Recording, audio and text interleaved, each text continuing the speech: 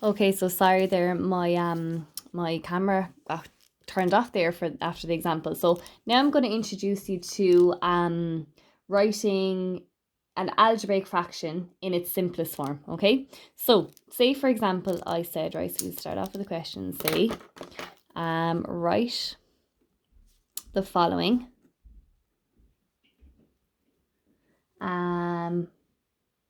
as a single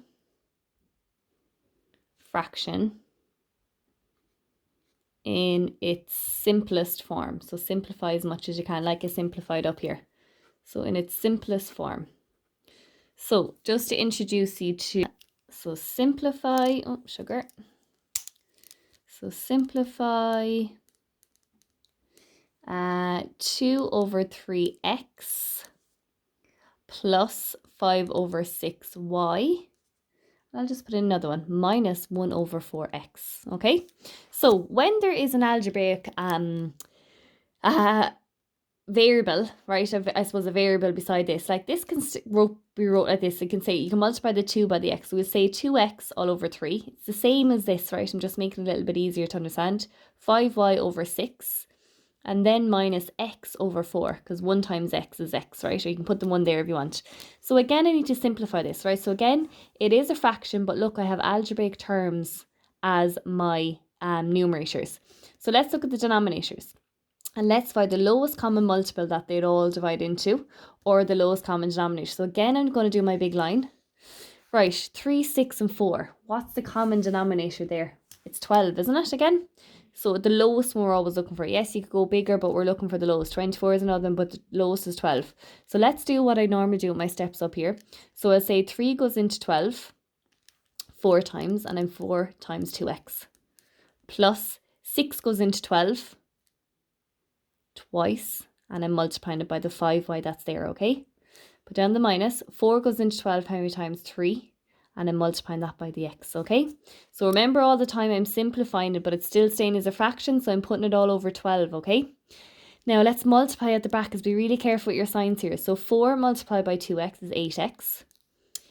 Plus 2 multiplied by 5y is plus 10y. Minus 3 multiplied by x is minus 3x. Okay, can I do anything further with the top line here? Yes, I can. I can put my x's together and I can put my y's together. Now I've got an 8x minus a 3x, which is 5x, and then plus 10y, there's no other y's, and that is your answer then, right? You can't simplify it any further. You can't divide anything in the top or the bottom here. It has to stay like that, because obviously you could say 2 goes into 10 here and 2 goes into 12, but it would also have to go into 5 there. And that is your answer for that one. Okay? Okay, I'm going to take this example then as my next one, right? So write as a single fraction. So we will say, turn back on my flash. So simplify 2x plus 1 all over 5 plus 3x minus 5 all over 3. Okay, so again, I'll draw my line to get my common denominator. Now, these are bigger algebraic terms above here, but that's okay as well, okay? We'll still keep them. But we're just more concentrating in now what is underneath the line as a denominator. So what's the lowest common multiple that these both will divide into? That will also give me my common denominator. It's 15, isn't it? So 5 goes into 15. And as I said, if you can't think of it, sometimes multiplying 5 by 3 will give you it. Or the number here by the number here will give you it. 5 goes into 15 3 times. Now be careful here. You're now multiplying 3 by the numerator here, which is 2x plus 1. Plus then 3 goes into 15. How many times? It will be 5. And you're now multiplying that by the 3x minus 5. Okay, again, draw my line. Putting it all over 15. Now being careful multiplying out the top line here, okay? So that is, if you're not sure, separate it up. 3 times 2x. Then it's plus the 3 times the 1. Then it's plus the 5 times the 3x. Then it's plus the 5 times the minus 5, okay? So let's multiply out the top line then, put it all over 15. That's your denominator. So 3 times 2x is 6x. 3 times 1. Now if you're able to multiply then up here already, you don't need to do these steps here, okay? 5 times 3x, which is 15x. And then 5 times minus 5, which is minus 25.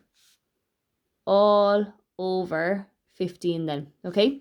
So let's put our x's together, right? And then let's put our numbers together, okay? Because we can simplify this further. So I've got 6x plus 15x, which will give me 21x. And I have 3 minus 25. So be careful here. This is what happens to some of your signs, right? So 3 times minus 25. So think of the rules. You're adding and subtracting here. You're not multiplying or anything.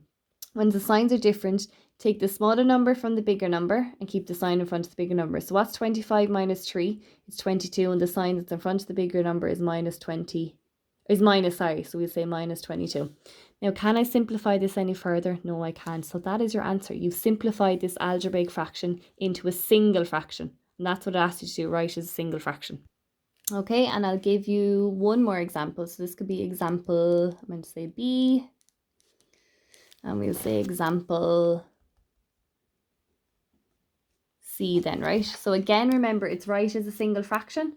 So I'll write that again, right as... I know I have that in my main heading anyway, right? As a single fraction, just remind myself, and simplify if possible.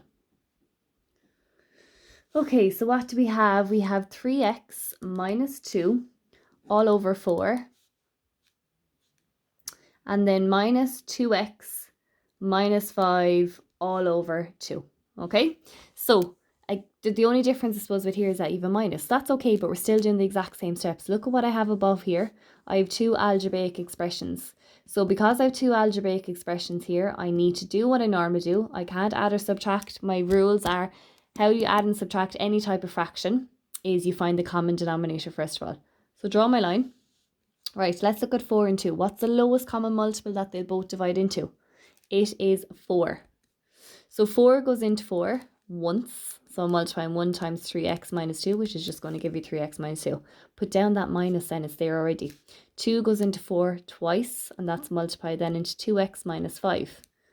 Okay, draw my line again. Right, let's multiply out the top line then, and we can simplify further if we need to. So 1 times 3x is 3x.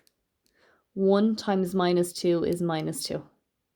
Now, I'm skipping the step that I did up here because I think some of you are confident multiplying the brackets. If you're not, do what I did up here and separate them out, okay? Some of you aren't that confident with the brackets, so plenty of practice is needed. Like, if you want, I'll just show you out here how I came up with it.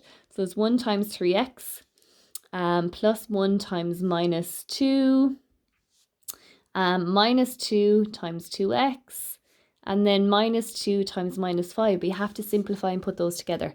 So minus 2 times 2x, minus 2 times 2x, so a plus times a minus is a minus. So that will give you minus 4x.